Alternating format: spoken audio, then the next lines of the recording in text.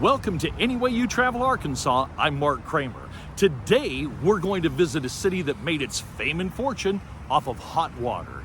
Welcome to Hot Springs, Arkansas. Hot Springs is literally a city built into a mountain. Hot Springs Mountain. Over millions of years, the shifting of tectonic plates formed the Ouachita Mountains. Hot Springs was built into and on top of the mountains, sometimes at the same time. But also, Hot Springs is a city of history. It's the boyhood home of former governor and the 42nd President of the United States, Bill Clinton. In addition, Hot Springs is the home to Arkansas's largest hotel, the historic Arlington Hotel. It was originally opened in 1875. After a fire, it was relocated across the street to its present location. It was also a home away from home for some very interesting characters, including gangster Al Capone, who was there so often he had his own suite. The current hotel with its grand Art Deco lobby was completed in 1924. Guests would be greeted with music in the lobby and refreshments on the second floor mezzanine. For 100 years, the Grand Ballroom hosted not only fine dining, but also grand galas and soirees, where the rich and famous would dance the night away. In the lobby of the hotel, there's still the opportunity to grab a bottle of Hot Springs mineral water.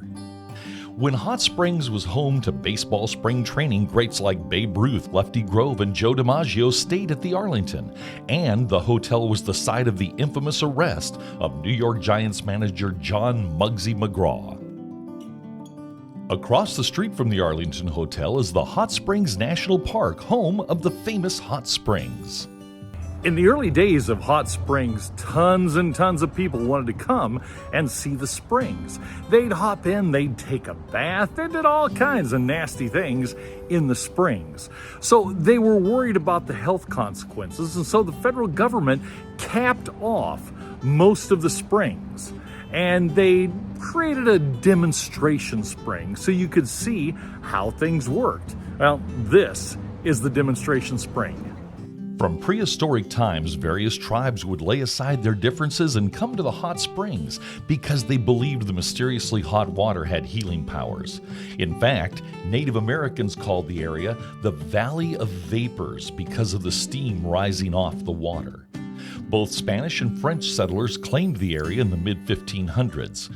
Famous explorer Hernando de Soto was the first European to visit Hot Springs in 1541.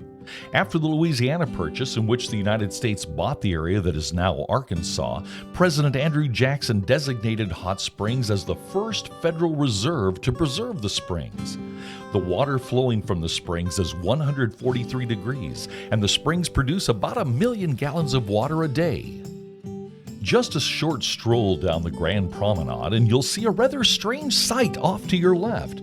You'll see green, square boxes on the ground.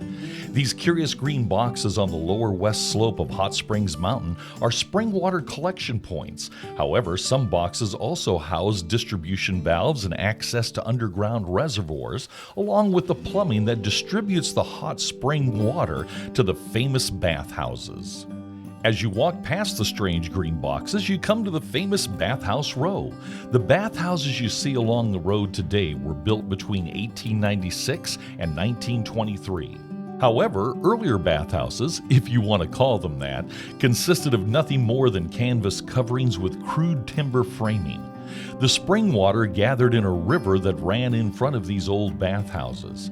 Later, various businessmen built wooden structures, but they frequently burned or collapsed because of shoddy construction or the deterioration of the wood due to the high humidity and temperatures of the spring water.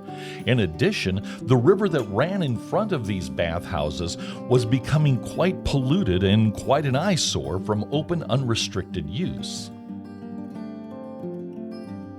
So, with the exploding popularity of the springs and bathhouses, the reservation's park superintendent decided that more resilient and fireproof structures needed to be built.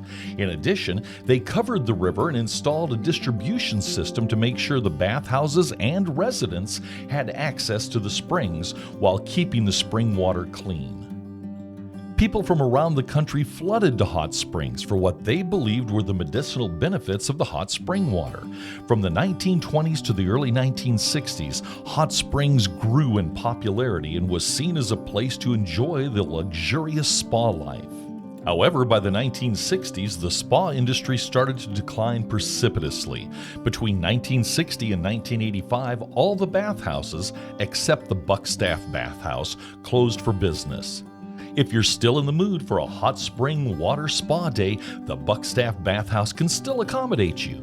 Another huge attraction in Hot Springs is the Oaklawn Racetrack and Casino.